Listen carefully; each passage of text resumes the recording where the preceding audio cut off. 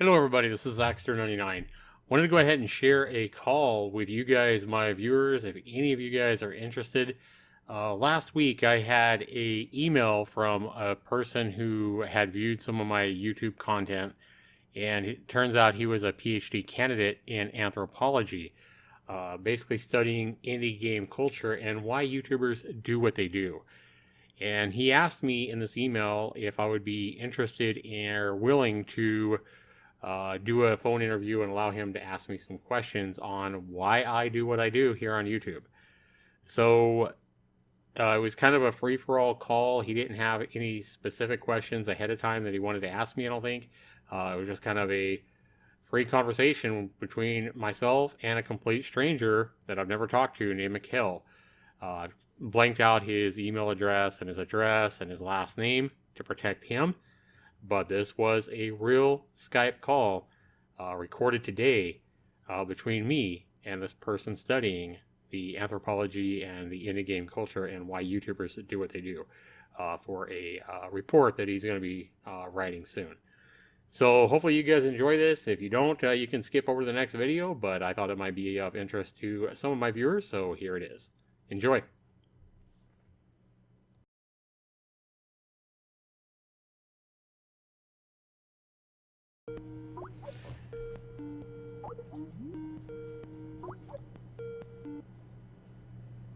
Hello Hey, can you there. hear me?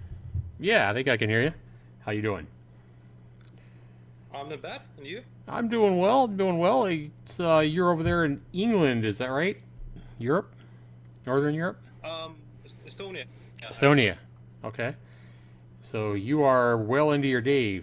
6 p.m., something like that? 7 p.m.? 8 p.m. actually. 8 p.m. Okay. Gotcha. So, yeah, nice meeting you. How do you say your name? Mikhail? Is that right? Yeah, that's about right. All right. Yeah, nice to meet you too. Could I ask you to briefly introduce yourself and what you do? On YouTube? Yeah. Yeah, my name is Zach. I go by Zaxtor99 on YouTube.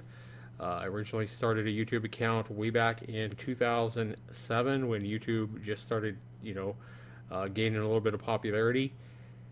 Watched a few videos and really only made YouTube for the purpose of, uploading like local concerts and just real random, like really sporadic videos. Like I think I only put out like maybe one video every year on average the first 4 or 5 years. And then I really started getting into gaming and game reviews probably around 2010, 2011. And even those were pretty sporadic though. And I really didn't start picking up the pace on, game videos and, any kind of videos until around 2014. Started off pretty much as a gaming channel, but really just all kinds of, you know, videos about my life or my family or my pets or any product we bought, anything that I thought might be entertaining or beneficial to a viewer was something I decided to go ahead and make a video about. Right. I just realized we kind of jumped into it without me ever asking if it's okay if I record this. Oh yeah, you're fine. Yeah, you're fine. That okay? Yep. Cool. So, could I ask you why you decided to start making Let's Play videos? Like, what was the trigger for you to consider, adding this kind of content to your channel? Let's Play specifically were something that I saw gaining popularity on YouTube. I think when I first started doing videos of gaming, it was more to try to show people what a game was like. I know one of the first games I ever did was I used to be big into like massively multiplayer online games, and Uh-huh. one of the big games that I first did was Mortal Online. I reviewed that game when it first came out, like in 2009, 2010, something like that, and it was really early. It was a lot of people didn't trust like MMOs where they kind of originated from. Like I can't remember where it originated from, but some other country besides the U.S. or like China. It was I Yeah. can't remember where it came from, but a lot of people didn't trust like developers from that part of the world, and so I decided to go ahead and make some let's play videos of that game to kind of give people an idea of what they'd be getting if they bought the game, and and stuff like that, as a lot of people weren't willing to fork up. I think the price tag, I think when they first launched, they were asking like 70, $80 in American currency as well for a really Mhm. early beta. So when I got into it, I decided to go ahead and show other people what what they'd be getting if they jumped in. Right. So you've been doing this for quite a few years now. Yeah, yeah, quite a few years. Really haven't picked up. I mean, really picked up a lot. Like I said, the last 2 or 3 years. But it I don't get a lot of views for the amount of subscribers that I have. It kind of surprises me that I have over 11,000 subscribers right now, which is still really small in terms of YouTube as far as size. But Right. it's kind of surprising to me that I really feel that I put a lot of effort and uh, quality into the videos. I try to be honest and upfront. I try to, call it like it is. If a game is garbage, I'm going to call it that. If a game is, if I feel Right. a game offers a high value or a lot of fun, I try to be honest about it. I've had developers offer me, money to give them like a fake review and stuff like that a couple of Oh, times, and I told them off. Uh, there's no way I'm gonna right. sell out. And I like to be honest and everything like that on my channel. And I'm kind of surprised that so many of my videos, though, with 11,000 subscribers, only get less than 100 views for a lot of them. Right. But I noticed that you're also active on Twitch as well. I am, yeah. I actually started Twitch. I'm not really active on Twitch too much. Twitch was kind of a thing I decided to try. I think in the spring of this year. A lot of friends and stuff like that on YouTube were telling me to try out Twitch and said it was better. Said they thought that if I did the same thing over on Twitch, I would grow a lot faster, that kind of thing. So I found an application where I could do both. I could stream both the Twitch and YouTube at the same time. And so I was like, well, why might as well try it. But it kind of cut down on the overall quality, my stream quality, I believe, on both sides when I streamed to both of them at the same time. And I really, for the most part, wasn't getting a whole lot of viewers on Twitch. I mean, I might have 10 viewers, 10, 15 on YouTube, and one or two sporadically over on Twitch. So after doing Uh-huh. that for a couple of months, I pretty much gave up Twitch. Decided to just go ahead and dedicate myself to YouTube, where I originally started. Right. Can you hear me okay, by So the way? yeah. Do Okay. you? Yeah, I can hear you Can fine. you hear And me? yep, and I think we discussed an email prior. I am recording this as well. So, Sure. yep. May decide to put some of this up on a YouTube video if I feel that it would be of any interest to my viewers, but we'll see about that. Right. Sure. So, could you tell me what keeps you motivated to continue doing YouTube videos? Let's play specifically, like, what's the ultimate fun for you, or what's the ultimate objective? I think that um, being able to entertain, for me, it's really not about, like, when I do a let's play video, I'm at the point now where I'm typically getting, I'd say, anywhere between 20 and 40 games from indie developers a month, completely free. And these Right. developers, I recently launched my first title on Steam back in July. So I know how hard it is to get noticed with slow sells of my own indie game myself. So I try to Right. do, I try to play, I'm sorry. No, no, I'm just saying, that I can hear you properly. Oh, okay. That's a, yeah. Yeah, I know how hard it is to kind of get noticed. So if I can help an indie developer out that's put a lot of work into a game or whatever, if I can help somebody else get some information, whether it be a lot of my videos that I do a first time are kind of a first impressions review. Let's plays specifically are more games that I am genuinely interested in, not just me trying to help an indie developer out or trying to help my viewers out by seeing if a game is good or bad, like a newer game or whatever. Let's plays are more games that I've done, like uh, The Walking Dead by Telltale Mhm. and Life is Strange, and I did some visual novels and some kind of like where you were just strictly text games, where I read a text game and you make choices and stuff like that, such as Zombie Exodus. And those are games that I'm really more interested in doing. And I figure as long as I'm going to be playing the game anyway, if I can go ahead and record the video and put it out there for, even if it's just a handful of people that enjoy it, I might as well go ahead and record it and upload it to my channel as, more content for my viewers and hopefully future viewers in the future to be able to choose from and enjoy. I see. So you're mostly into story-driven kind of games. I would say so. Yeah, I mean, there for a while I was into like survival kind of games and stuff like that, and those really don't have a story. But I really find that, I think my attraction to like visual novels on Steam, which is a very niche market on Steam, shows that a game with a good story or a game with nothing but a story and very little gameplay is something that attracts me. Yes. Right. So do you primarily play like Japanese translated visual novels or original Western ones? For the most part, it's I think it's more Western related novels. I mean, I've bought recently a couple of more Japanese style visual novels, but I haven't really played a whole lot of those. I've tried a couple, and for whatever reason, uh, they don't seem to grab my attention the same way that more Western oriented novels do. Right. I have this image of Let's Playing being, sort of a very time-consuming endeavor because you have to record your videos, you have to upload them, presumably edit them as well, make a Hmm. thumbnail. So I was wondering, how much does Let's Playing affect your daily schedule? Like, do you have a kind of a regular posting schedule or like a dedicated time slot for recording videos or stuff like that? No, I'm really I kind of all my life. I mean, I'm a grown man with kids and stuff like that at this point. I've worked most of my life, and we're at a point now where my wife's right the only one working, so I have a lot of time on my hands. My kids are getting older; they're in school, but I've always been a really spontaneous kind of random person, and I think that's why live streaming and stuff like that is something that uh, you know it's hard for me to dedicate a certain slot of time to do something. I mean, if I feel like doing it and I'm not busy with other things with my kids or my family or, cutting the lawn or whatever, then I can do it. So let's play videos or something like, hey, if I feel like playing a game, I'm in the mood to play a game, that's when I do it.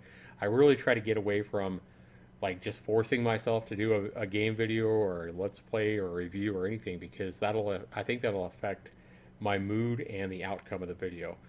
So I really just leave it up for, hey, when I feel like playing something, I do it. Right. So having a family and a day job as well, you don't feel like Let's Playing kind of interferes with your life in any way? It can. There's times where, dinner will be ready or my kids will be hungry and I'll be in the middle of uh, a let's play or Mm. recording of something or something like that. And my kids are pretty used to it now. I mean, they're pretty used to seeing, hey, dad's recording a game. When he gets done in 30 minutes or an hour or whatever, he'll cook dinner or whatever.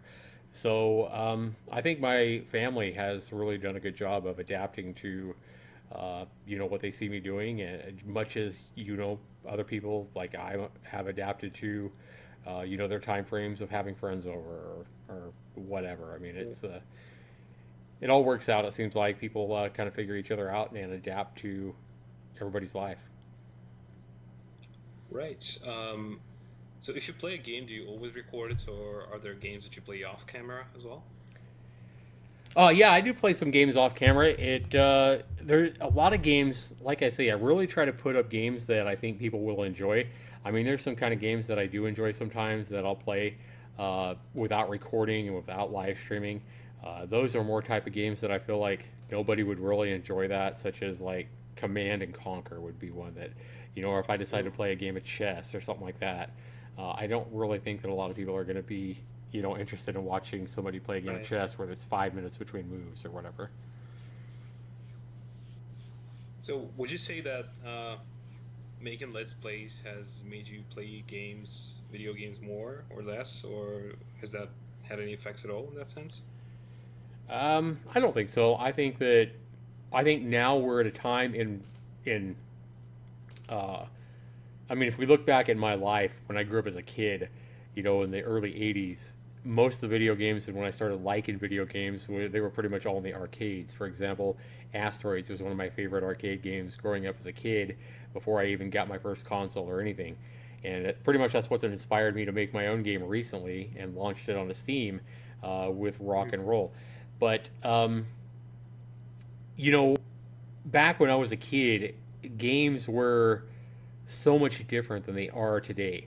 For example, back in the 80s, you weren't, one of the cool kids typically you were pretty much a geek or a nerd if you liked video games or you had an Atari 2600 or spent hours in front of the TV.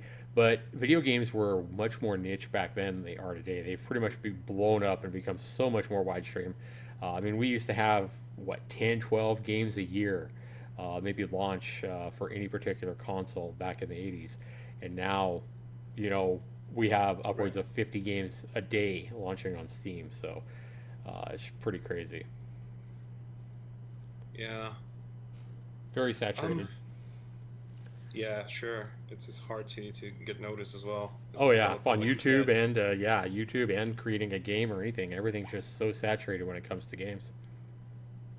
Yeah. So you mentioned you made your own game. Is that your are you a developer, like as a day job, or is it another hobby of yours? Another hobby. If it, I would love for YouTube to become something that I could depend on to financially, support my family and stuff like that.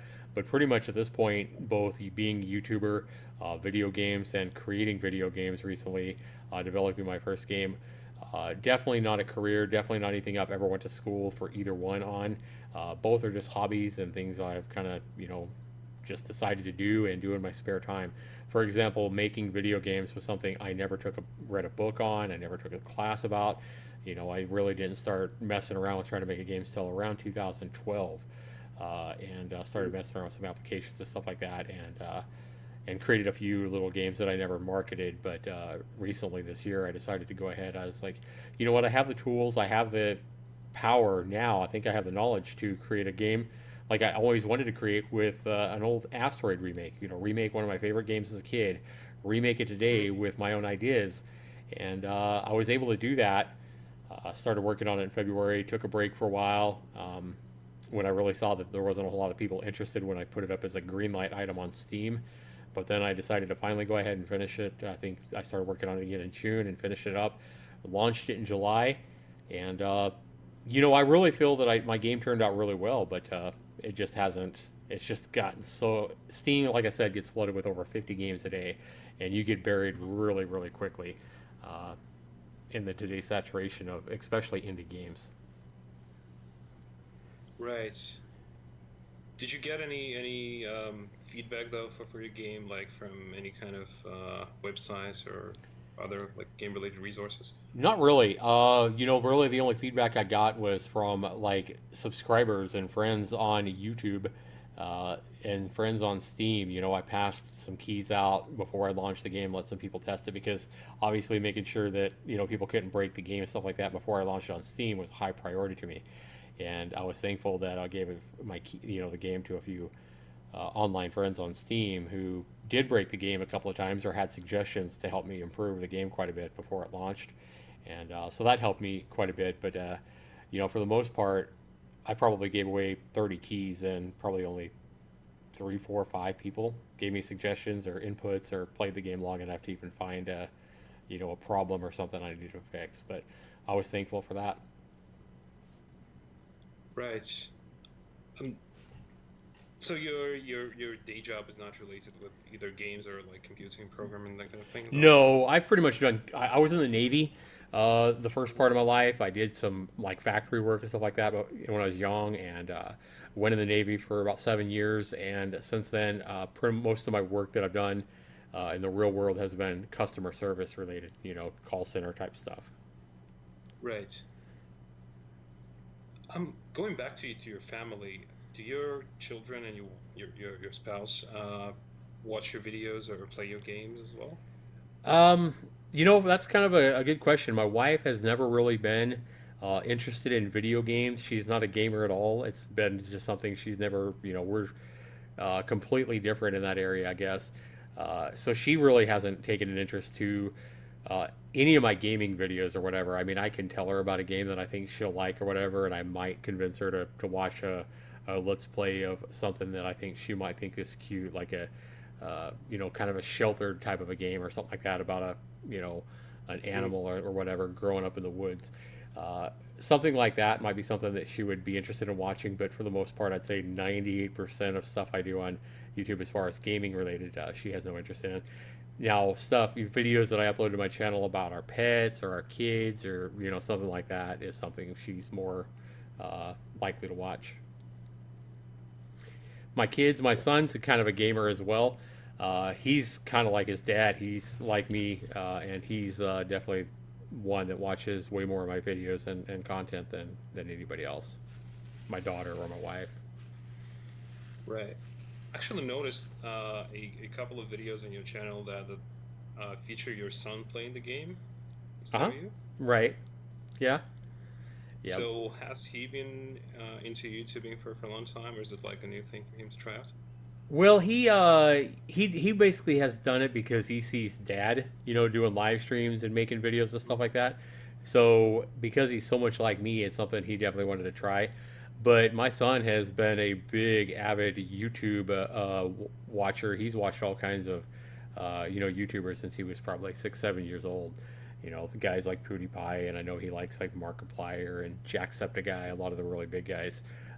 He's taken an interest in for years, so he's more of a viewer than a creator at this point. I mean, he's only 12 years old, but I have a feeling as he gets older, he'll take an interest into being more of a content creator as well. Just a hunch.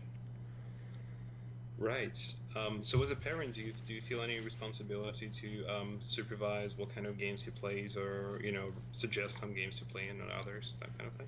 I do, and I definitely suggest games not only that I think he's gonna like, but I suggest games that obviously while there's been a few games that I've played on my channel that have been more adult oriented, games on Steam about masturbating and just silly stuff like that. If he wants to get something like that, I won't let him play a game like that.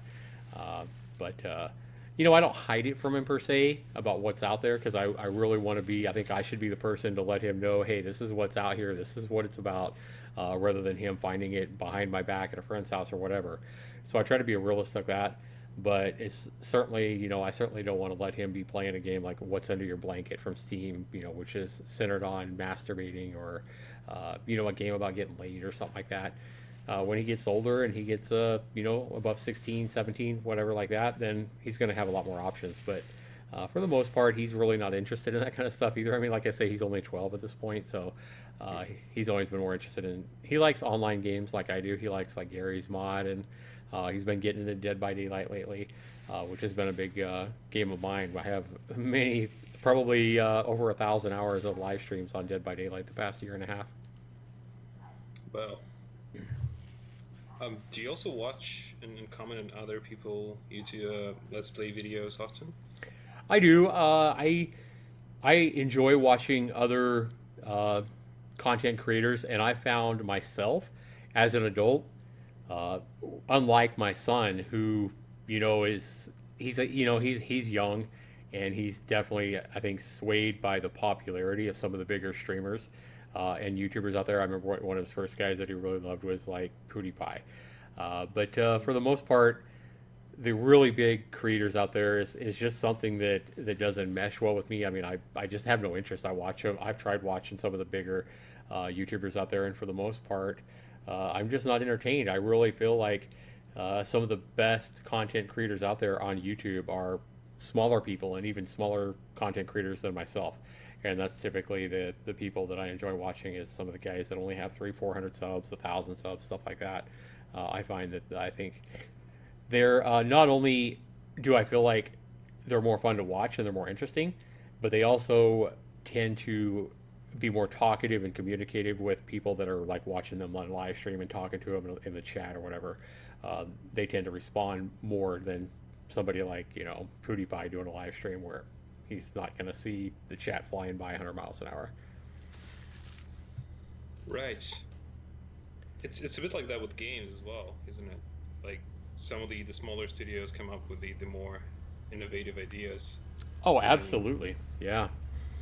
Yeah, I mean, AAA games, I think they are so restricted by not only time constraints on when their publisher or the company they work for wants to get a game out, but they are very restricted as far as where a game has to go, what they can do, and the limitations and rules and everything already defined by their boss per se, and they really don't have the freedom to kind of, take chances or risks, or try to do this to maybe make the game more fun or interesting or whatever. They're really limited, I think, and I think that really limits what you can experience if all you was to ever play was like AAA games. I think you're really going to be limited in your gaming experience over if you do reach out and try some of the. Seriously, I mean, some of the best games I think I've played, some of the most fun games I think I've played, have been found in indie games that have been launched at under a $10 price tag. Well, I did notice that you tend to focus on indie games quite a bit in your videos as well. I do, and I think the reason for that's what I say. I'm kind of surprised by the low visibility on my videos, where I really try to focus on indie games and make people not only aware of how good they might be or how bad they might be, whatever it is, if I do a first play impressions, but I think that indie games are extremely underrated, and I think that, like, for example, if I try to do a video review of a AAA game, I mean, and I put it up there on YouTube, it would get so.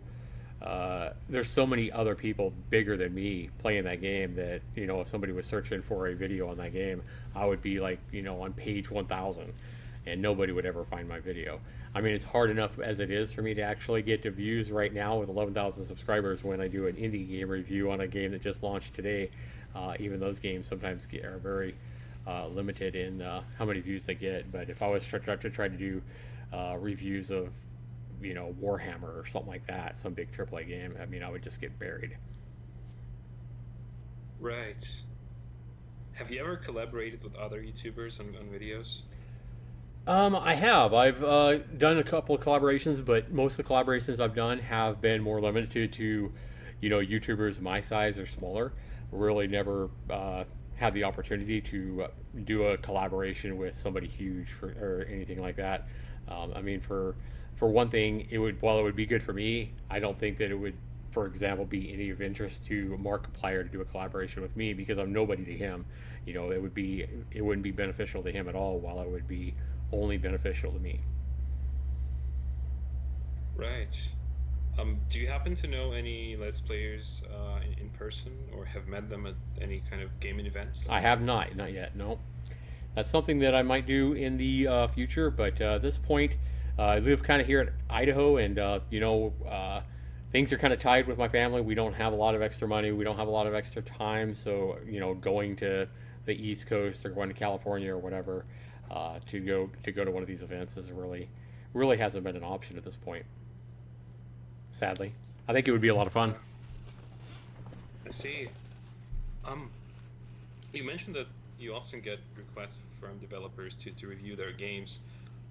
Do they ever get in touch with you after you post a video of their game to provide some feedback on the video itself?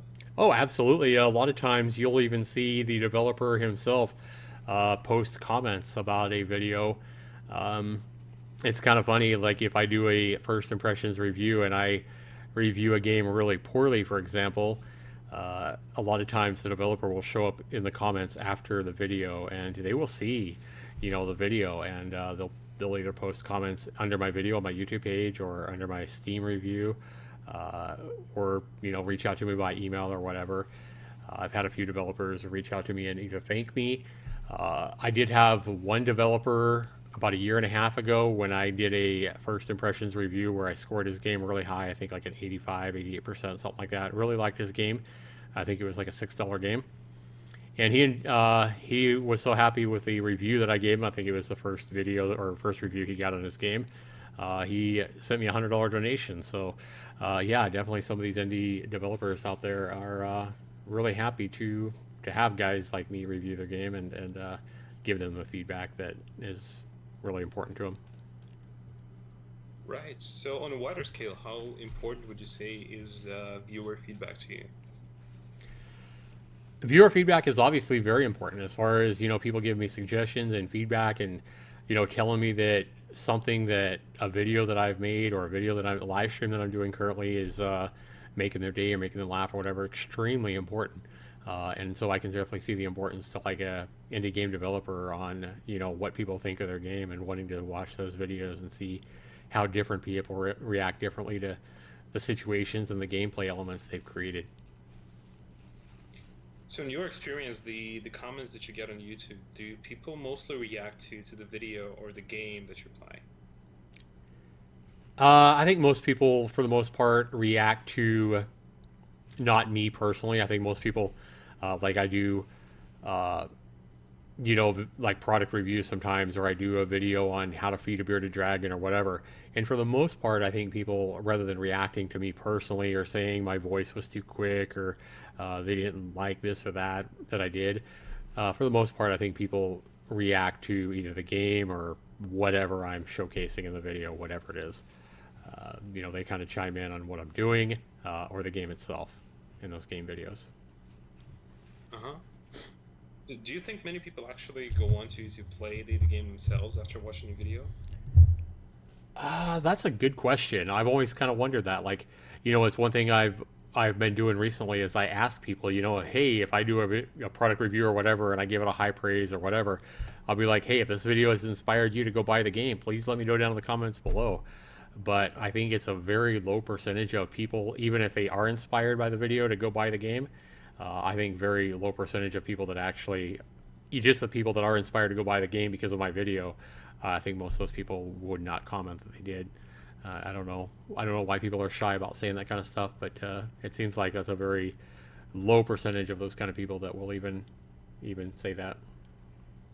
Never really understood that, but It's something I've been wondering about. Like, in my own experience, when I'm wondering about a game that's recently been released and I just want to get a glimpse, of the game, without committing, without like buying it, so get some idea of what the game is like first. right. I find myself like just randomly, looking up the game on YouTube, watching like a short segment of a video, and they turn out very often to be like random channels I'm not particularly following or anything. So even if I end up downloading, buying the actual game, I may not go back to the channel because I will have forgotten the channel name and everything by then. Yeah. So, yeah. It's going to have to be something really special in that video that's going to make you hit that subscribe button or mark them as somebody you want to watch in the future, I would assume. And that's pretty important information to me. I mean, what do you think it takes to make you hit that subscribe button when you go to a random channel looking for, just video glimpses of a particular game you're kind of, on the line about? What would it take of a person on YouTube to make you hit that subscribe button in that video? Is it somebody that would make you laugh, or somebody that you just think, really demonstrated the game well, or? For me, I guess it would have to be the performance. Mm-hmm. I mean, not the performance of the game per se, but the some people, like some of the channels I did subscribe to, I just noticed that people tend to be funny and they do voices pretty well. Right. So I'm not particularly analytical, I guess. It's just something that strikes you as interesting. Right. If there's some distinct flavor that the video has that makes you curious, want to sort of come back for more. Even though oftentimes I will subscribe to a channel and then sort of completely forget about it. So yeah, I can see that. I mean, it's easy to subscribe. It doesn't cost anything, and pretty soon you have 500 people that you subscribe to, and you don't remember who's who or who did what or whatever. I can see that easy. Right, but I mean, I had an experience a bit similar to yours, I guess, as well, because I released an freeware visual novel like half a year ago or so. Okay. And I expected some feedback from the community, like some reviews or comments or whatever. And a lot of people would actually send me links to their Let's Play videos of the game. Mm-hmm. And then I would see like proper discussion of the game in the comment section on YouTube under the video. And I found myself sort of wishing, to have those comments posted on the actual game page. And also just sort of wondering if any of those people actually play the game or they just respond to the video. And that was the point when I was starting to get slightly, jealous in a sense as a developer. Right. That somebody's, video is actually attracting more viewers than the actual game players. Yeah, I hear that. I don't know how to respond to that because I think it's kind of a street that goes both ways. I think there's also, Yeah. I think there's probably also some games out there that probably attract way more attention and comments than maybe a video does. I know for I can't think of any offhand right now, but I know there's been, videos I've not only seen but maybe made myself on a particular game, and it almost feels like somebody watches 30 seconds of my video, doesn't comment on it, and then goes and buys the game and floods the game with comments and stuff like that. When hey, it's my video that inspired you to even go buy that. You could at least say thanks to me in the comments or whatever. So I think that's definitely a two-way street there. It's kind of interesting that you mentioned that though. Yeah, I hear you. It's a fair point, and I think it kind of depends on the kind of game as well. Because Right.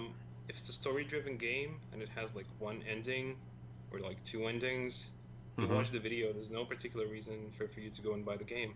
That's true. Whereas if it's more of a sandbox, open world kind of experience, there's lots of reasons for you to, like, regardless of how many videos you've watched of the game, to go and get it yourself anyway, because there's so much other stuff to explore and play around with. I think that Dead by Daylight is a perfect example of that kind of game. I mean, a game that can go. That's one reason why I've always, why I love Dead by Daylight so much is because every game is completely different. You never know what the other four players in the game. You have a killer player and four survivors. You never know, what exactly is going to happen. How many are going to get killed by the killer, and how many are going to escape. How dramatic the ending is going to be, and it's just a brilliantly designed game as far as that, because no two games are exactly alike. You never know what's going to happen. So I think that's one thing that not only draws in viewers to watch different, people on YouTube playing the game and live stream the game, but it's something that even if you watched 100 different people play the game for 50 hours each, you could still be very interested in going and buying the game yourself because you want to get involved in some of those, tense moments and exciting game elements that Dead by Daylight offers, as opposed to like a visual novel, like you say, that has no choices and it's the same thing no matter what. You pay $10 for it, or I pay $10 for this game. Anybody that watches me play it, and listens to me read the game, they're very, very unlikely to go buy the game at that point. And it's always kind of made me wonder why, developers that make a visual novel that only maybe have one ending, why they would be so happy to have people on YouTube playing it, because it seems like they would be, people like me would be costing them a lot of sales. Well, yeah, that's the thing. You want publicity, but then publicity means, there's only so much information that as a developer you might be willing to give away to the potential player. So Right. it's kind of ambiguous in that sense. Uh, yeah, I also wanted to ask about your creative process. Specifically, one thing I wanted to ask is, um, how did you choose your style of commentary? Like, was it a conscious decision for you? Was it something that sort of emerged naturally? What do you have an example of what exactly you're talking about? Like, what do you mean? Well, I mean, when I watch different YouTubers do Hmm. their Let's Play videos, there's generally that you can sort of sense that the personality comes across, you know.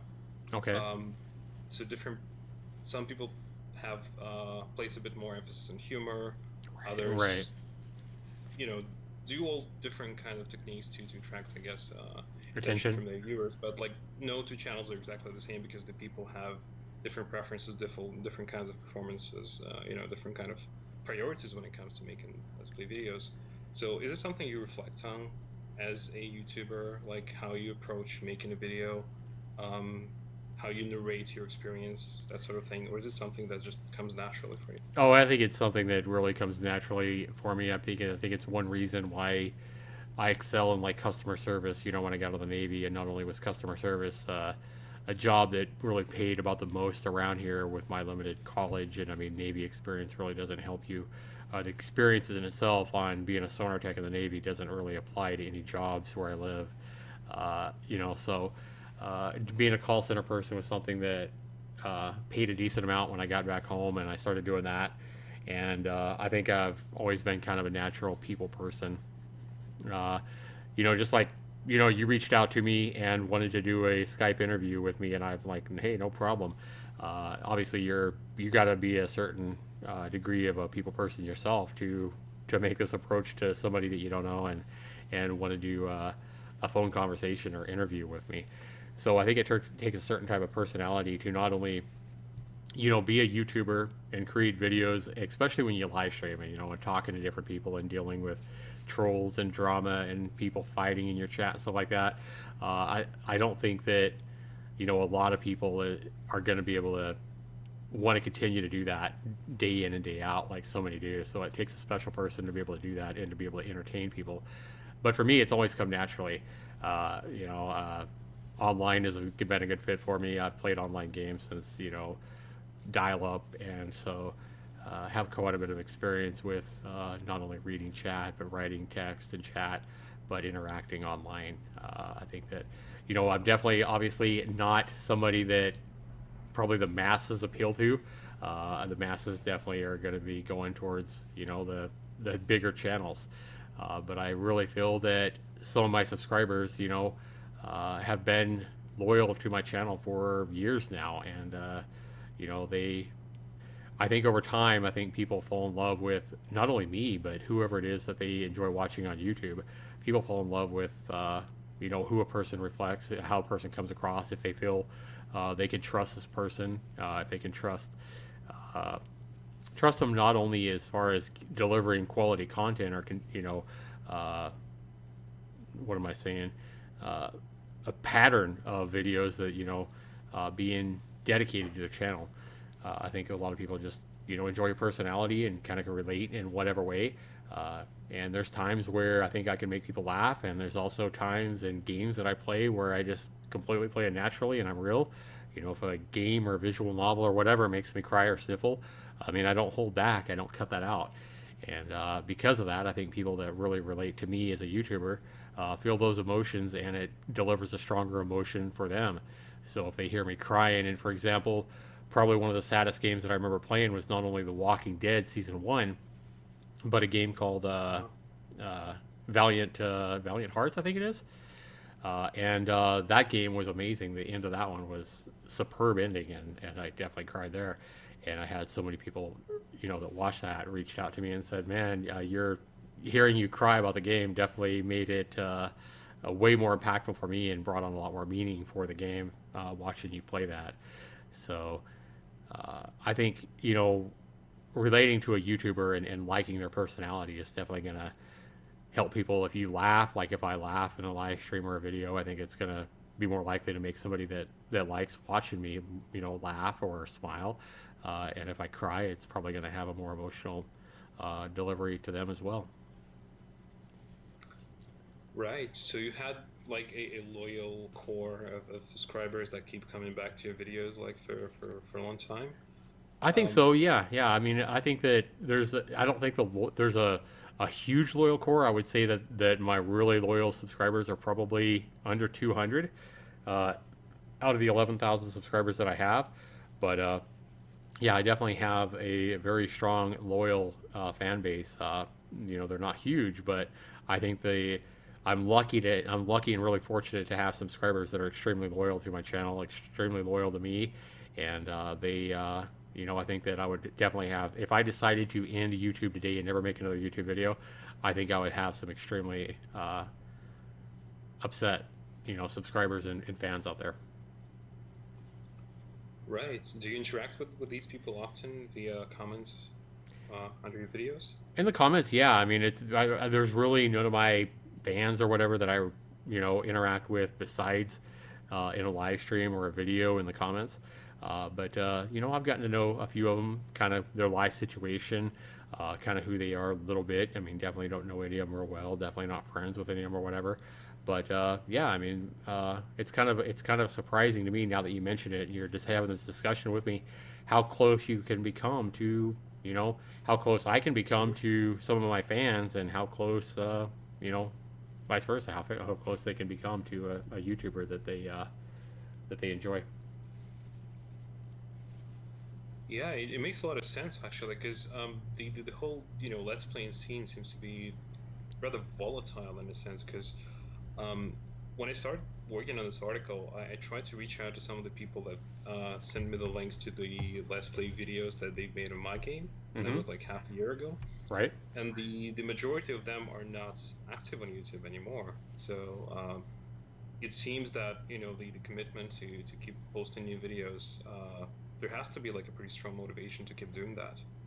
And I wonder if your bond with your fans is actually something that has kept you going in that sense. I think sometimes it is. I got to admit. I mean, growth is slow. It's a lot of work being a YouTuber. I think a lot of people, I think there's a huge misconception of people who look at YouTube, even people that watch YouTube often.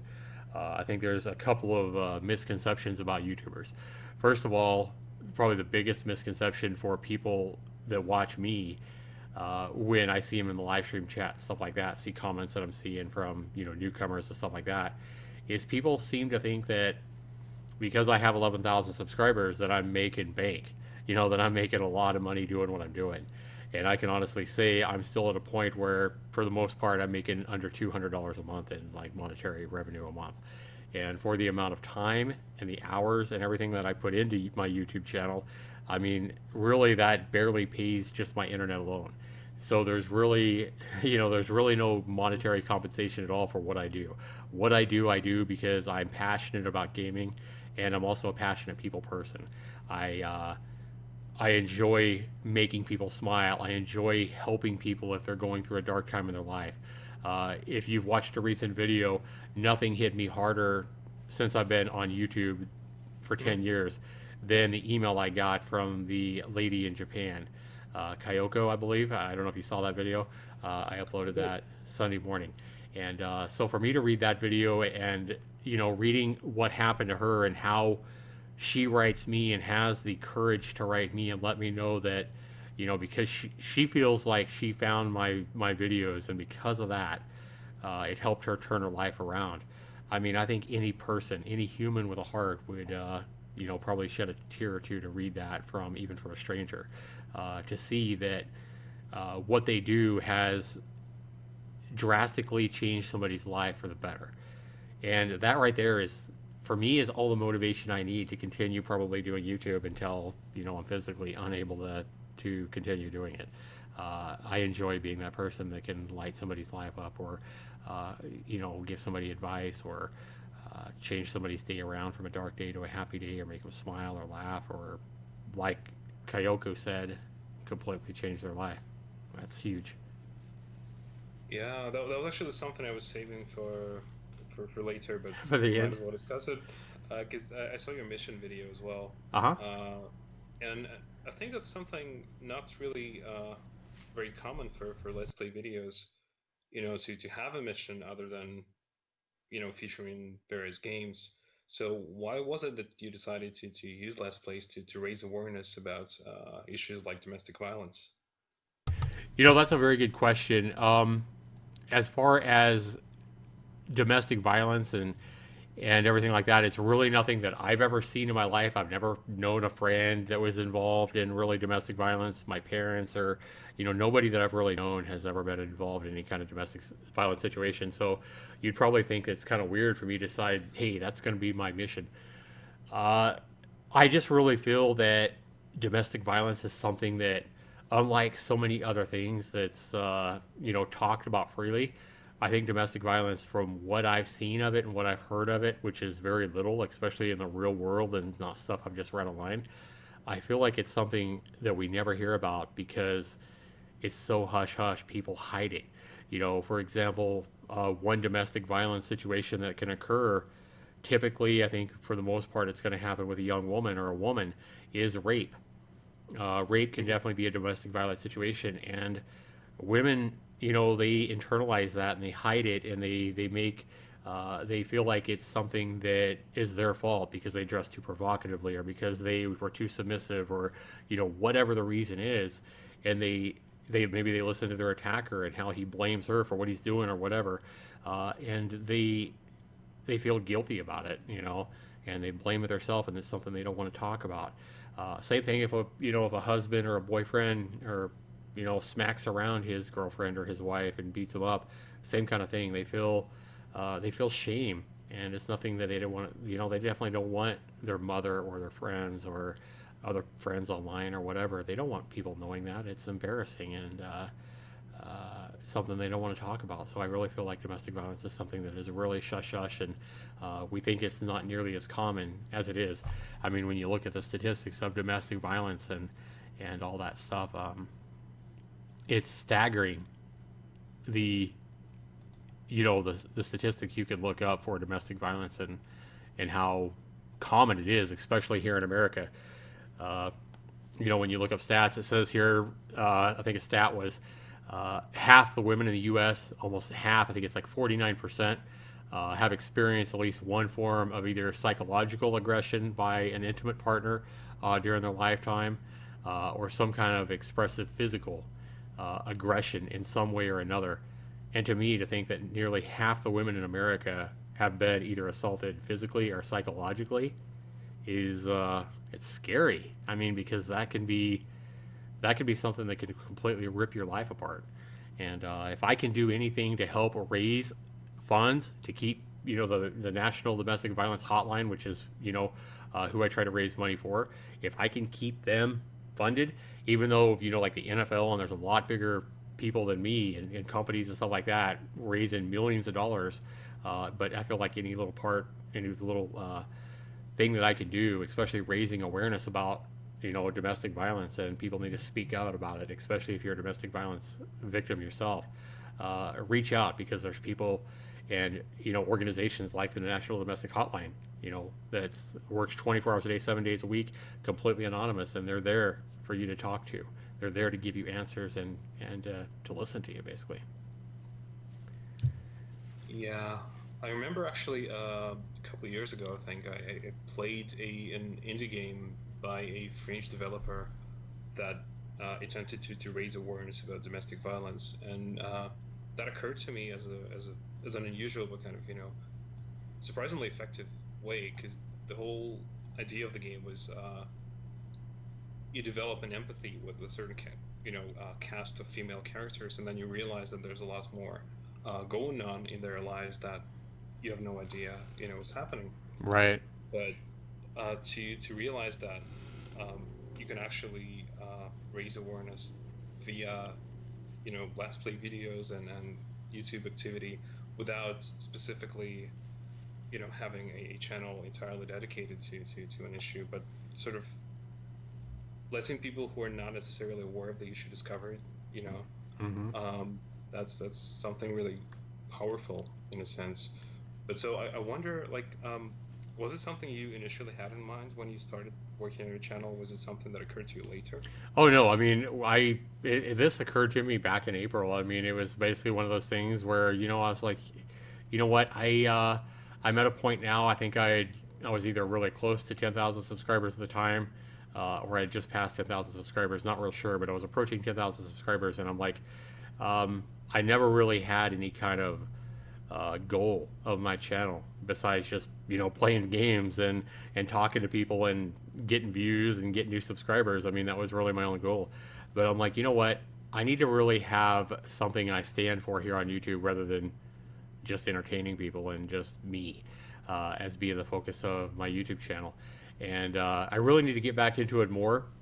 I got to be honest with you here, as far as I think something that really and like you said, you've seen so many YouTubers like go to the wayside and quit making content, and you find it surprising that here I am continuing to make videos and make content on my channel after all these years. It definitely is something that at times can be extremely discouraging, especially when you see other YouTubers, growing much faster than you, and you see so many videos you put up getting so few views and stuff like that. It can be extremely disheartening, and it can be really hard to motivate yourself to, make another Let's Play video or make another video review. But it's emails like the one, I feel like I got that email at the perfect time, that just really inspires you to keep going. But kind of lost my train of thought there. But I think that being able to continue to make content and raise awareness for something like domestic violence is something that is worth making videos for your whole life. If you have to make 10,000 videos to turn the light bulb on for some lady that's going to get herself out of a domestic violence situation and save her life or save her baby's life, in that situation, then I feel like it's worth it. Um, it seems like a fight that a lot of people don't want to do. Seems like something that, again, people want to hush hush and not talk about. But I feel like if it's something that I can help out in, then I definitely want to stand for that. Oh, but I was going to say, it's extremely disheartening. I know I did a 24-hour live stream, which, at my age, to sit here and play games on a live stream for 24 hours straight is something that doesn't come easy when, I was extremely tired when I did a 24-hour live stream to raise awareness for domestic violence and raise donations. And it was extremely demoralizing for me when I think I went 24 hours and I made $5 in donations. One person donated $5. And to me, it's like a slap in the face. And I'm like, wow, I mean, why am I even doing this? It's like, $5 for 24 hours of me playing games. But I mean, because in that situation, it's not just me playing a game like I do now. I kind of prefer what I'm doing now rather than doing the big live streams and stuff like that. Hey, I play a game when I want to. If I want to record it, I record a game. And even though I have to go in and edit the video, I feel like the end result is a video that turns out better because I can adjust the volumes. I can adjust my voice volume over the game volume to make sure, that everything is a better experience for my viewer, even though I have to edit it. But the way I'm doing it now, less live streams and more actual just videos and reviews and stuff like that, it's something that works out better for me, I believe, because I can do it when I feel like it. I can do it when I want to, and I'm not just, sitting here live streaming when I don't feel like it and when I'm not motivated to, maybe stream for 24 hours. And then to feel like you're, because in that situation, I let people know for like a week or two ahead of time that, hey, I'm doing a 24-hour live stream to raise awareness. I mean, I felt like I made some really powerful videos that I played during the live stream and the week before the live stream, letting them know what domestic violence is, showed them shocking scenes of women getting knocked around and stuff like that. Hey, this is why I'm doing this. This is why we're here. Here's the hotline. Here's the link to donate to them and stuff like that. And to feel like you've done that for 24 hours and you not only get a handful of viewers the whole 24 hours, but to also feel like you only gained a couple of bucks is, it can be very demoralizing. I can imagine. But now that you're not focusing on live streams so much, how many? I know you don't have a regular schedule, but on average, how many hours would you say a week you commit to making videos? That's a good question. It depends on the week, but I would say average, I probably spend 20 to 30 hours a week on my YouTube channel. Yeah, quite a time devotion. Yeah, that includes editing and uploading and stuff like that. Right. I mean, there's been weeks where I've put in 60 hours, but there's also been weeks where I really haven't been motivated or been busy or whatever, and I put in under 10. But I would say the average is probably 20 to 30 hours a week are devoted to recording videos, live streaming, whatever. It really just depends. I mean, last summer when I was doing live streams at Dead by Daylight, live streaming is something that I feel goes a lot easier with people that are just going to play the game anyway, so they might as well just hit that live stream button and let it hang. Let viewers come and watch them as they play the game anyway. That could be a tough situation too, because I've noticed sometimes when you feel like ending a live stream after you've been streaming for 5 or 6 hours or whatever, and you're hungry and you want to go. But if you have 40 or 50 people watching you at that time, you're like, wait, I can't shut this down now. I don't want to let all these people down, so you end up continuing. Not doing the live streams. Live streams are really good in a lot of different ways. First of all, they allow viewers that come to you the ability to communicate with you. People that are watching you play feel like they're more involved because they're watching you live, and they can say, hey, why didn't you go left there? Or why didn't you do this? Or why didn't you do that? And they can definitely help you out. I mean, I've done live streams of like puzzle games, for example, where people online have helped me get through a particular difficult situation in a game or whatever. They've been like, hey, why don't you do this? And I'm like, oh yeah, and I feel like I would have just fumbled with it for an hour, by doing the live stream, they kind of helped me. And so viewers feel like they're more involved in your game when you're doing a live stream, and they feel like they're closer to you, I guess, in a way. And the same thing for me. I mean, feel like I'm closer to my viewers by doing a live stream, and you also don't have to do the editing and stuff like that. But live streaming is also something that requires more of a daily commitment, if you would, and a time commitment. You feel like you have to be there from 2 p.m. to 8 p.m. or from 8 p.m. to midnight or whatever, to give your viewers a expectation of when they can watch you live. But I really want to try to balance my channel, between live streaming and video reviews and let's plays and stuff like that. But each one has its own advantages, I think. Yeah, sure. You actually raised an interesting point there, because it never occurred to me that you would actually rely on the feedback from the viewers to say solve a particularly challenging puzzle or something like that. So I just wanted to ask, when live streaming or when actually recording for a future video, do you think that recording a video actually affects how you play a game? Do you approach it differently? Do you want to showcase more of the game? Or do you just play it as you normally would, like off camera? I think, for the most part, I think I'll play the game as I would naturally. Obviously, one thing that probably changes a little bit when I record a video for a Let's Play, for example, is, perfect example might be a high text or a visual novel, where if I'm playing it myself, I'm probably going to scan over the lines and not put a real emphasis on, words and stuff like that.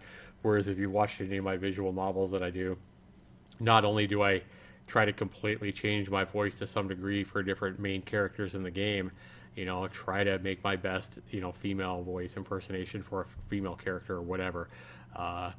I try to change the voices up a little bit so it's a better experience for viewers. Something I probably wouldn't do, if I was just playing that game myself. Not to mention I'd be playing and reading the text a lot quicker myself. But even in like an action game or something like that, I'm probably more likely to, like at the start of a game where it's giving you all the tutorials, stuff like that, probably more likely to skip through that and just wing it if I'm not playing, a Let's Play or a live stream. If I'm doing it for viewers, I'm more likely to make sure they see all the options and see all the text and the trailer, well, not the trailer, but the the description of what's going on in the game or plot or whatever. Right. If you don't like a game, how critical can you be of the game if you're playing it and you're feeling that it's not really something you are enjoying too much?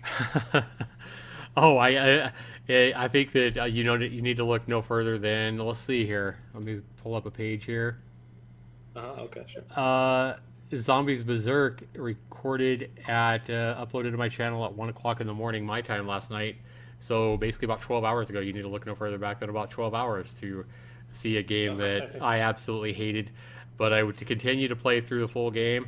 I continue to beat the game. I've played games made with a certain game engine, Game Guru, before. I knew that it was probably going to have no more than about 45 minutes of total content, and I was right. More of a game I even bought and did a video on just to show people how really crappy any game made with Game Guru turns out to be. I'm flabbergasted at the lack myself of quality control on Steam. That's a whole nother topic, that you can look up, or we could talk about a different day. But the lack of quality control on Steam basically baffles me. I can't believe that it's like they have no quality control whatsoever. I mean, they've recently allowed a game that is nothing more than about committing suicide to go on their game, and it appalls me that they have no problem selling this to kids. A game with a plot of killing yourself. To me, that is sad, extremely sad. But just the overall lack of quality, to me, baffles me. I mean, Steam, I think, is one of the biggest platforms for games in the world, and they are getting flooded with basically low effort and no effort asset flips in games nowadays that flood their store page and buries the really good games out there. Makes it really difficult for people to find those gems out there on Steam. And they have no lack of quality control. It just feels like if they paid, a handful of people minimum wage to at least test their game for 30 minutes and see if a game was worthy of even being on their store page, they could cut out probably 80% of the garbage and probably 80% of the games being uploaded to their page, because I feel like about 80% of the stuff they allow on the store shouldn't even be there. Right. I think that's kind of the job that Let's Play videos actually do for me, because obviously before getting a game, you want to check it out, and that's why I do appreciate the kind of reviewer that can be critical of the game, not just trying to find the nice things about it. Right. Yeah, that baffles me too. I mean, on Steam, it blows my mind that there's so many people that, they play a game, for example, it's a garbage game made with the same game engine I'm talking about, Game Guru. I mean, it's a $20 game engine that doesn't allow you any ability to make any kind of a good game. I mean, it's just so uh, constricted by the engine itself. Anybody who makes a game, they have no ability to customize the AI or customize anything, and it's just garbage. Every game that's made with that game is pretty much garbage. It's the same thing. And the Suicide Simulator that recently launched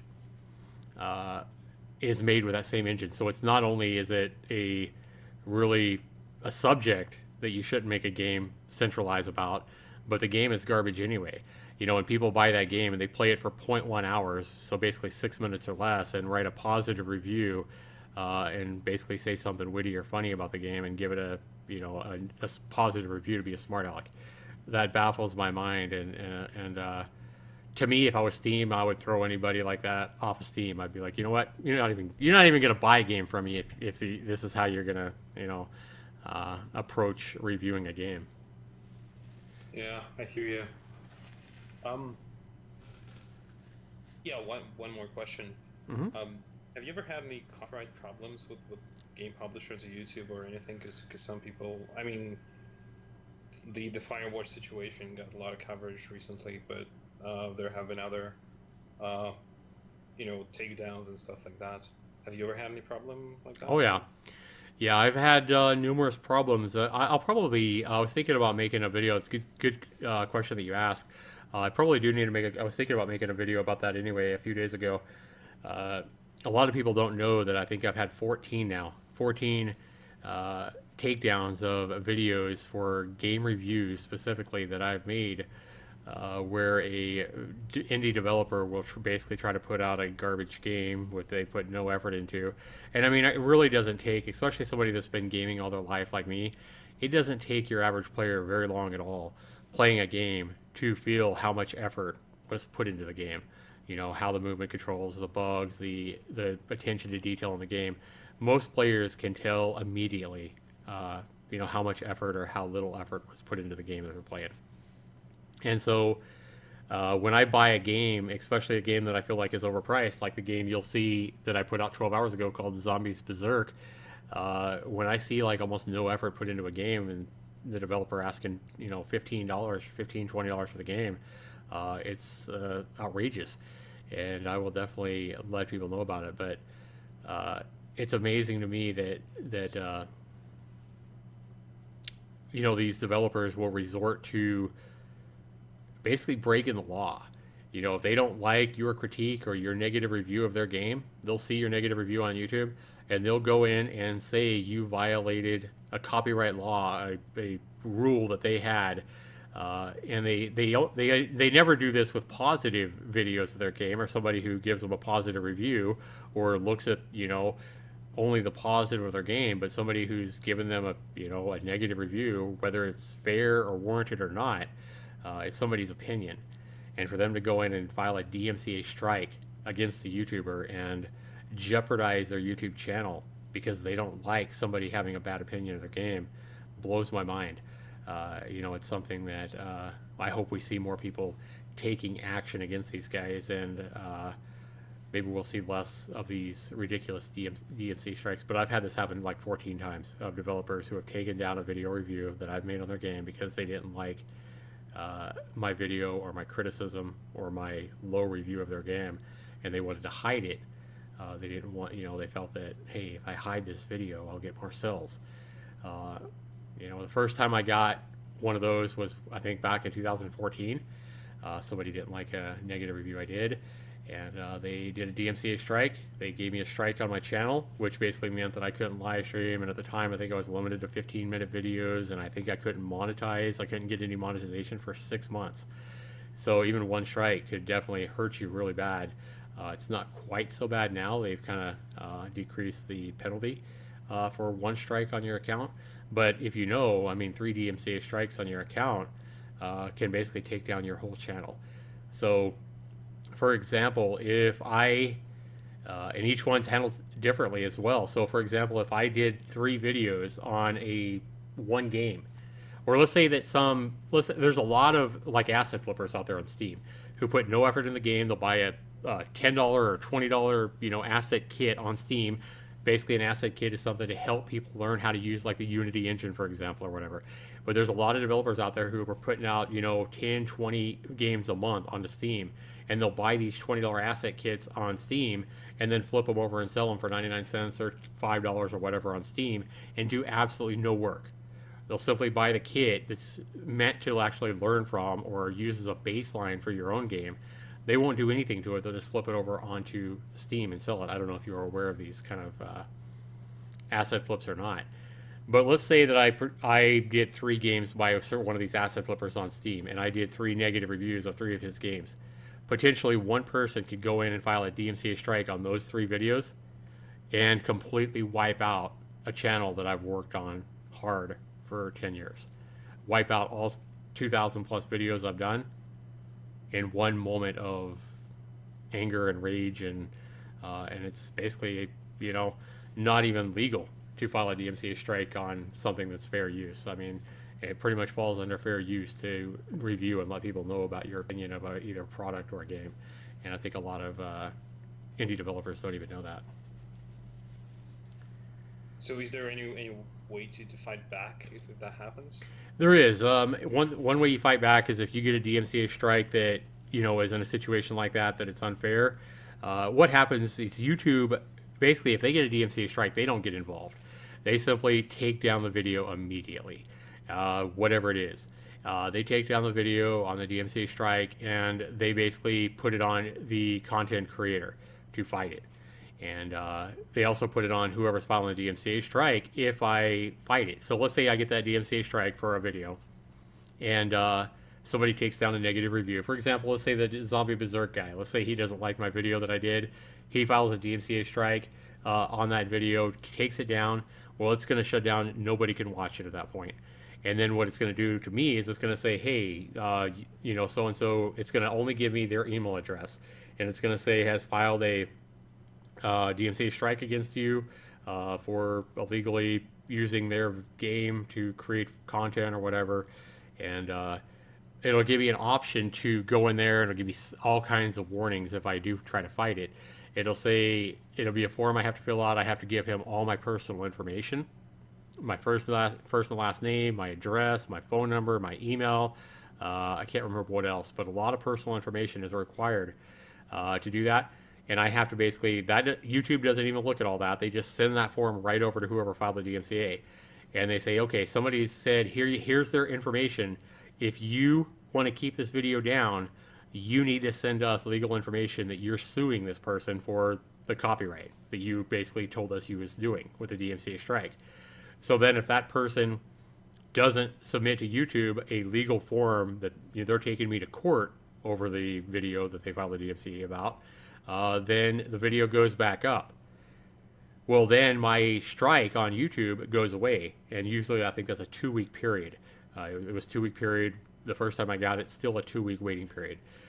So the problem with this whole process is that if somebody files a false DMCA strike like that, they first of all get all my personal information, right? Which can be kind of scary. What if they lived 50 miles away from me and they were that angry over a video that they decided to come flatten my tires, or worse, But the problem with that is I have a strike that can be on my account for 3 or 6 months, or potentially take down my whole YouTube channel if they file a false DMCA strike. But if I basically say, okay, here's my information, take me to court, and they don't do it, and they don't go through with what they started when they filed the DMCA strike, nothing at all happens to them. Nothing. They don't get a hit. Nothing happens to them. It's like, okay, no problem. And that is the problem in itself. That's why so many of these people do the DMCA strikes, because there's nothing, penalty for filing a false DMCA strike. The only way I could actually they could actually be hurt is if I decided to sue them for filing the DMCA strike, and I would be required to take them to court. And I mean, I'd probably win, but that requires a lot of time and money and everything else that over something, overall pretty silly. Yeah, it's a bit mind-boggling, really. It is. Every time I fought it, I've had 14 of them now. Every time, the first time I did it, I mean, I was scared out of my mind, and I basically cowered from making any more videos for the whole 6 months, and just hoped and prayed that nothing happened, and I would get my, ability to make videos back. And I might have made a couple of videos during that time, but I was scared to death, and I didn't fight it or anything. And I wish I would had, but the first time, the person that did that, filed a DMCA strike against me illegally, had my video removed, and the video ended up getting deleted because I didn't file that counterclaim, right? So the video review that I did of their crappy game got removed from the channel. They got away with it, and I was punished for 6 months, and basically also in fear of making any more content for 6 months because I didn't want to lose my YouTube channel, which at the time I'd been, a YouTuber for 5 or 6 years. But I quickly learned, hey, I need to start fighting this stuff when these false DMCA strikes, and at least get the strike removed and get the video they were fighting, put back up for public views so people could see, hey, this is my opinion of this game. Don't buy this. This is why it's crap. Whatever. But yeah, it could be. It's a lot of work. I mean, being a YouTube content creator, I mean, not only the time investment that you mentioned, editing videos and stuff like that, can be a lot of work. For example, I have some, creative videos I've done on my channel, like cartoons, stuff like that I've made that are 3-minute videos that have taken me 3 hours to make. So it can definitely be a lot of work being a content creator. But not only that, but you have all the copyright, the music copyrights, which take your monetization on a video. But more importantly than that, more drastic, is the DMCA strikes, and I think that's kind of what you were referring to when you asked the question. I was. That actually brings me to the last question I was going to ask. How do you see your channel going forward? What's your plans for the future? I plan on continuing to create content and to continue to create. I think the focus of my channel, besides the mission that we talked about for domestic violence and raising awareness for that, is going to continue to not only entertain people but educate people on what a game is, what my opinions on our game is, and kind of even if somebody doesn't disagree with me on if they think a game that I'm saying is a great game, if they don't agree with me, the game looks great, they at least see some gameplay. So for somebody like you who's just looking to see what the game looks like, you might watch a video that you're thinking about buying and watch me play it and say, hey man, this is the greatest game ever. I definitely recommend you go buy this game. You may watch that same video and say, yeah, that doesn't really look like my kind of game, but thanks. You don't have to agree with my opinion, but at least you're getting, a visual idea of what the game is like, and being able to make a decision yourself on if it's a game that you think is going to be something you would play or not. So I definitely want to continue to do that. My real focus is, like you said, indie games. I like kind of, especially, indie games that don't have a lot of reviews or any reviews or whatever. And people are probably like you saying, hey man, I can't find anything on this game. I want to be that person that's, showing you that game on my channel. I want to be that first person that has a review or a first impressions or whatever, to show you what that game's like and if I think you should buy it or not. So that's really my main focus of my channel. And secondly over that is obviously raising awareness for domestic violence, and third I would say is probably entertaining my viewers and building a bond and connection with my viewers, and hopefully making their day or their life better in some small way. All right. Yeah, thanks so much. I think that's about it as far as my questions are concerned. It was really a pleasure to talk with you. Sure. Let me ask you a question real quick, if you don't mind. Sure. What made you emailed me last week asking me for this interview, and from where you're at on the other side of the pond over there, what made you interested in interviewing me particularly? Was it a certain video, or was it a number of videos that you watched over time? And how often do you interview YouTubers, and how often do YouTubers agree to do the interview with you? That's a fair question. So, just to briefly explain my situation, I think I mentioned in the email as well, I'm doing a PhD Mm-hmm. in anthropology, Okay. but anthropology is basically an umbrella term that sort of allows you to do whatever the heck you want because it's about people and culture anyways, you Right. know? And so the one particular thing that I tend to be interested in is video games, Okay. and particularly indie games and games developed by hobbyists or, people that are not, within the AAA scene. Right. Um, and for some time now, I've been thinking that I should probably expand my focus to not only look at games themselves, but also the culture that surrounds them. Okay. And Let's Plays are a major part of that. True. True. So that was something like when I made that game of mine and I got those videos back. That was a trigger that made me realize that it's not just about the games; it's about the community, right? Okay. Uh, and so I became curious about Let's Playing as a culture, and I wanted to interview people and just ask them what makes them do that. What was the motivation for them to keep investing that much time and effort? Um, because you spoke a lot about that as well. Whether it be a random takedown by somebody who's angry with your review, or just simply as a family man, finding the time to continue posting videos. There's a lot of commitment that this kind of thing requires, and Sure. so I wanted to see why people do that. What was their values and what's their interests, and what's uh, this whole thing about basically. And another thing is I have a background in Japanese studies, Mm-hmm. and then part of the focus of my dissertation is actually video gaming in Japan.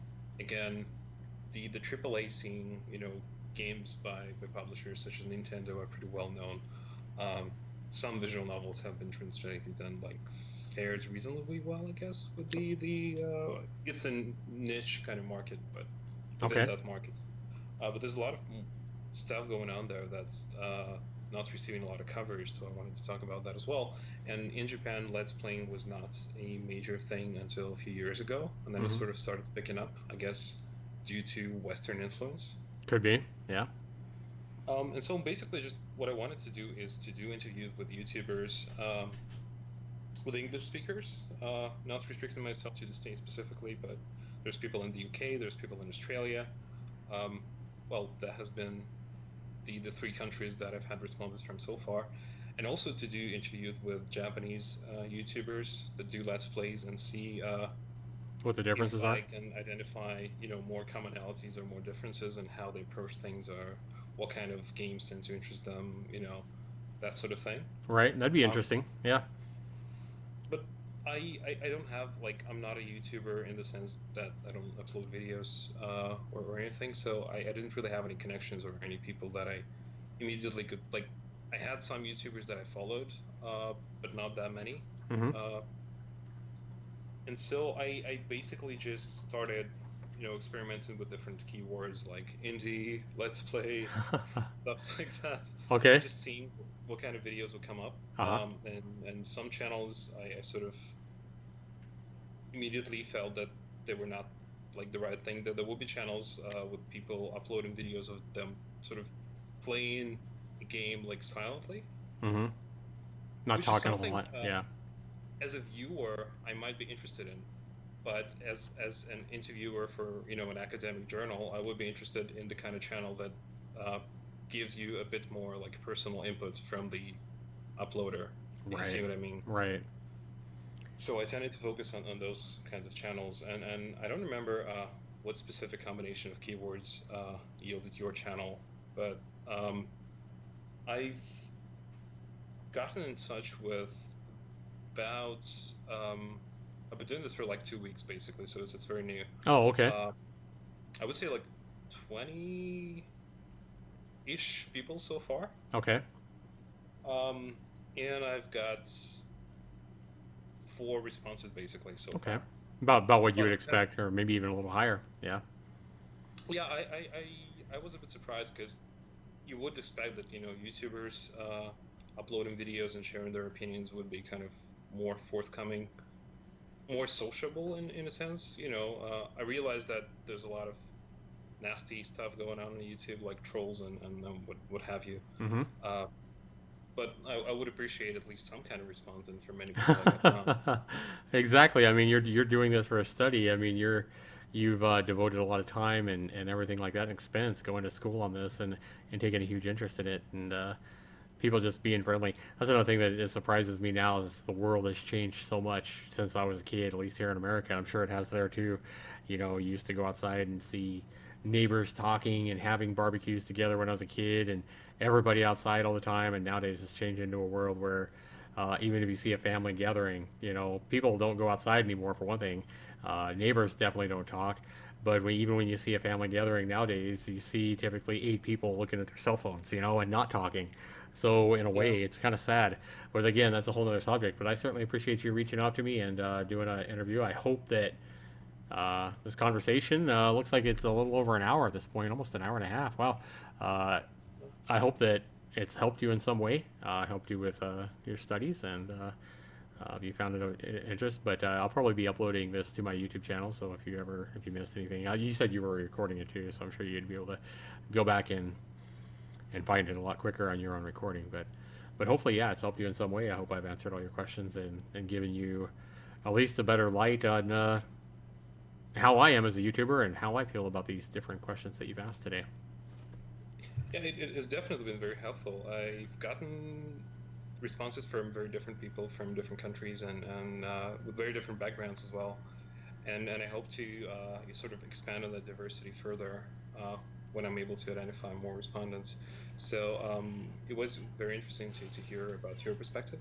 I think you're the one that's been doing videos for the longest time out of the people that I've interviewed so far. Okay.